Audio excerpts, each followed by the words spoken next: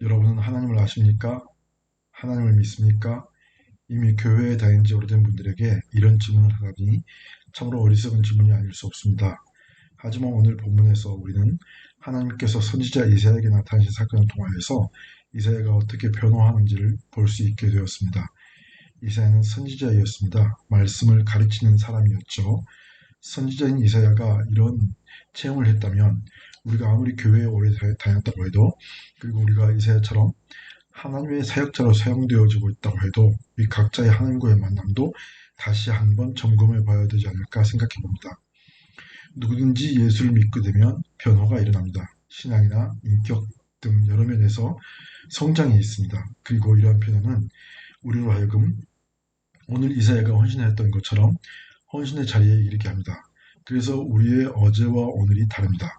여러분에게는 예수를 믿기 전과 믿은 후에 어떤 변화가 있습니까?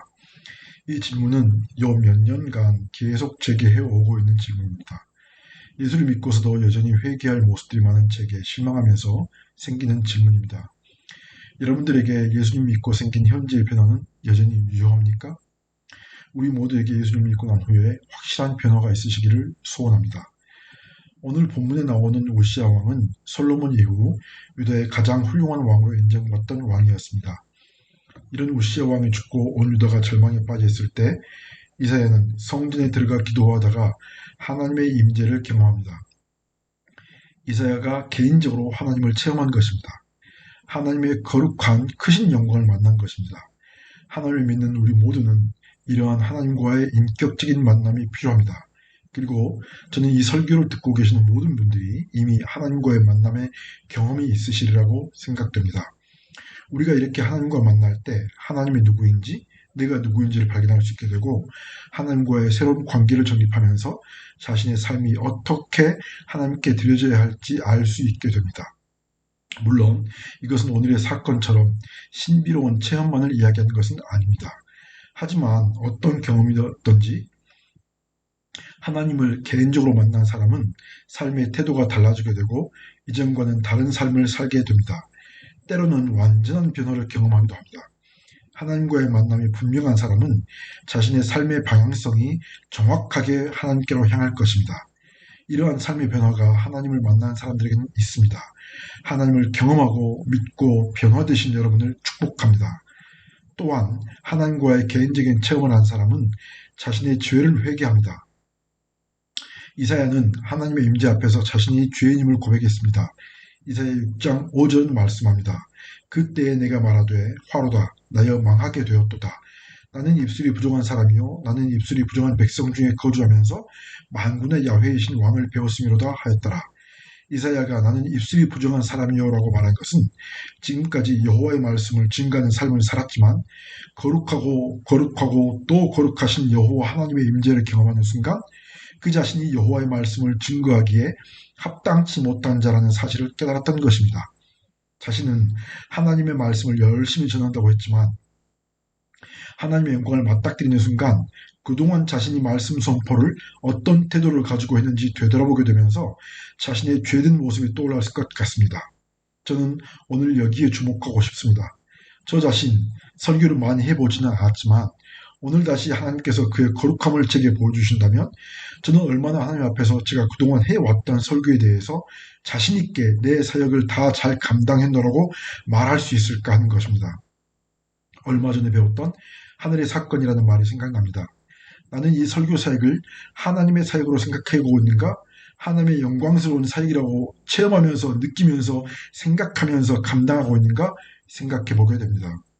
6절과 7절을 보시면 천사가 수칠 이사야에 입혀대고 이사야의 모든 더러움과 죄된 것들을 태워서 없애버립니다. 이사야의 회개는 하늘의 천사들을 통해 하나님께서 그 죄를 씻어주셨습니다. 이제 이사야는 다시 한번 선지자로서 세워지면서 다시 또 새롭게 시작할 수 있게 되었습니다. 이사야가 성전에서 기도하다가 하나님을 만나고 자신이 죄인임을 깨닫자 이사야는 그를 부르시는 하나님의 음성을 듣습니다. 이사야 6장 8절은 말씀합니다. 내가 또 주의 목소리를 들으니 주께서 이르시되 내가 누구를 보내며 누가 우리를 위하여 갈고 하시니 그때에 내가 이르되 내가 여기 있나이다 나를 보내소서 하였더니 당시 유다 백성들은 하나님 앞에 불의한 삶을 살고 있었습니다. 하지만 하나님께서는 유다 백성들을 포기하지 않으시고 멸망의 길로 치닫고 있는 유다 백성에게 죄에서 돌이킬 것을 경고할 사람을 찾고 계셨습니다. 이때 이사야는 망설임 없이 내가 여기 있나이다. 나를 보내소서라고 대답했습니다. 하나님께서는 오늘도 이 땅에 하나님의 나라를 이루기 위한 주의 일꾼을 찾고 계십니다. 하나님께서 이 땅에 죽어가는 영혼들 위해 누구를 보낼 거라고 말씀하실 때 우리는 이사야 선지자와 같이 내가 여기 있나이다. 나를 보내주소서라고 고백할 수 있어야 하겠습니다. 오늘 본문을 통해서 우리가 주목해야 할 것은 이 사건이 선지자직을 수행하고 있는 과정 중에 일어났다는 것입니다. 이미 선지자직을 수행하고 있는 이사야에게 하나님께서는 당신의 영광을 보여주시고 다시 이사야에게 사명을 허락하십니다. 이사야는 하나님의 영광을 대할 때 자신의 입술의 죄를 고백합니다. 자신의 입술이 더럽다고 하는 것입니다. 그런데 이사야는 그 입술로 지금까지 말씀을 전해왔습니다. 이제 와서 자신의 입술이 더럽다고 느끼는 것은 무엇입니까? 그것은 하나님의 영광을 본 후 지금까지 자신이 해왔던 말씀 사역에 대한 뉘우침일 수도 있겠습니다. 저는 말씀 선포에 대한 경험은 그다지 많지 않지만 매번 말씀을 준비할 때마다 가슴을 졸입니다. 너무 부담이 많이 되고 긴장 100배인 가운데 말씀을 준비합니다. 그래도 막상 설교를 할 때면 준비된 대로 하지 못하고 내 인간적인 감정이나 생각들이 먼저 앞서 나가는 것 같습니다. 그래서 매번 설교가 끝나고 나면 낙담하게 되는 것이 사실입니다. 오늘 이사야는 이미 선지자의 직분을 감당하고 있었음에도 불구하고 하나님의 영광을 체험하고 나서 다시 한번 더 자신이 죄인인 것을 깨닫게 됩니다. 그리고 다시 한번 더 변화를 경험합니다. 그리고 하나님께서 맡겨주실 사역에 다시 새롭게 도전합니다. 바로 이것이 오늘 우리에게 필요할 것이라 생각됩니다.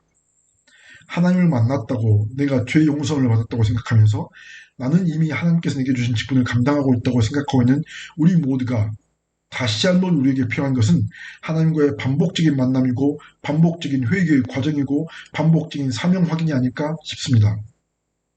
저는 이것을 우리에게 반복적으로 행해져야 할 변화라고 생각합니다. 우리에게는 날마다 이러한 하나님과의 만남을 통한 변화가 있어야 하겠습니다. 그럴 때 우리는 우리에게 맡겨진 직분을 그저 그렇게 생각하지 않고 우리가 배웠던 것처럼 하늘의 사건, 하늘과 이 땅을 연결하는 귀하고도 거룩한 직분으로 생각하고 감당할 수 있을 것이라 생각됩니다. 감사합니다.